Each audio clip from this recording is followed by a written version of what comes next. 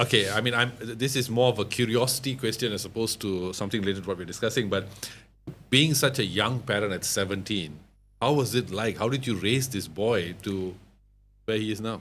The boy is actually the reason why she's strong today. Okay. There was a meaning to life, to live on Actually, another day. ever since Definitely. I gave birth to him, ever since he came into my life, I think also God also said, okay, woman, I'm giving you a child because I see your life is going down the road. You're taking all kinds of wrong turns that you're taking. I don't think this is the right choice for you. So when I ended up getting pregnant with my child, I told myself, okay, life has to change. I have to be better for him. I have to be there for him. I cannot be the parent that my father was to me. I refuse to be the parent that my father was to me, to my child. I brought you into this world. I will raise you right. I will make sure. I tried to put him in government school. In the beginning, they said, oh no, cannot because he's stateless. Okay, I said, okay, fine. I put him into homeschooling. Registered homeschooling. Really, really homeschooling. I put him into there.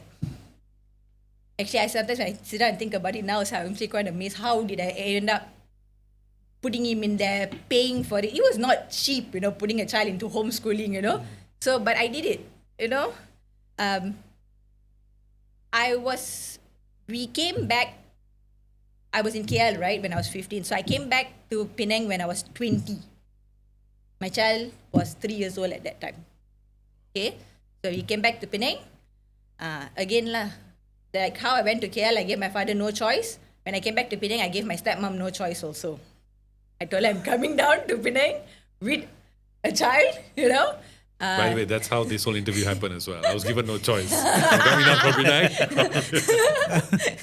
So yeah, I kind of like gave her also no choice. I told her, okay, I'm coming back to Penang, and I'm bringing my child back. Let me live with you for a while. So she said, okay, come. Because I think so she said, okay, come, because also she's a stepmom.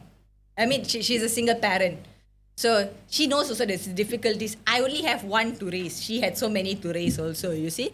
So she said, okay, come back. So when I came back, it was tough. It was very difficult also because at that time, at first, I was a mother and I was looking after the child at home while his dad went to work.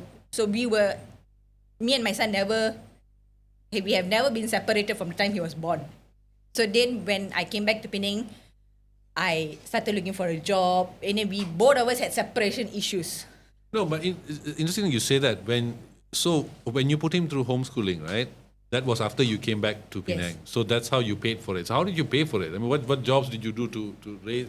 I mean, being stateless, you can't get jobs, but you still paid for it. How did you pay for it? She was a telephone operator in a hotel. Oh, okay. I know. When I came back to Penang, I actually went and worked in Maidin first. Okay. No, I worked in actually no. When I came back to Penang, I actually went and worked in a restaurant to be a waitress. I couldn't. I could not. At that time, I could not because I've not worked for a very long period also at that time. And then when I didn't work and I was just working at home with the child, and then after that, when I had to leave him now and go out to work, it was mentally torturing also, So I worked, and then after I couldn't take it, I stopped, and then I went and joined Maidin as a Promoter. And then somehow or other, one of a friend said, oh, airport is looking for people. It's a limousine company. They're looking for people. You speak very good English. Why not you go and try? So I went for the interview and all. I tried, and then they said, okay, we'll give you the job. So yeah, I worked there. And then slowly, I started climbing up the corporate ladder lah. Yeah. Wow. Okay. And then, so at this point, how old were you when you finally got that job? I was about 21. 21. So is it safe to say that after that things got much easier? You were just focused on your son, and then you were having a job, and things became a bit more stable at that point? A little bit more stable, yes. Okay.